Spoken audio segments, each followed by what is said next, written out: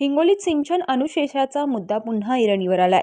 हिंगोलीतलं पाणी नांदेडला पळवलं जात आहे. त्यामुळे हिंगोलीत सर्वपक्षीय नेत्यांनी एकत्रित येत हा सिंचन अनुशेषाचा मुद्दा हाती घेत ट्रॅक्टर मोर्चाचं 9 सप्टेंबर रोजी आयोजन केलं. या ट्रॅक्टर मोर्चा शेकडो ट्रॅक्टर घेत जिल्हाधिकारी कार्यालयावर मोर्चा काढण्यात येणार आहे. यावेळी माजी खासदार शिवाजीराव माने काय म्हणाले पहा. अनुशेषाचा प्रश्न आहे आपल्या आणि आपल्या दृष्टीनं पाणी हे खूप महत्त्वाचं आहे. आपल्याहीपेक्षा येणाऱ्या पिढीला आपण काय द्यायला लागलो हे सगळ्यात महत्त्वाचं आहे.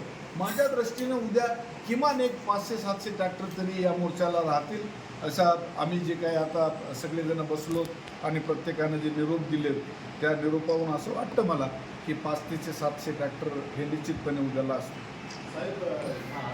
प्रश्न वेगळा मला सांगा, त्यांचा आज नांदेड जिल्हा सिंचनाच्या अनुशेषात आहेत का?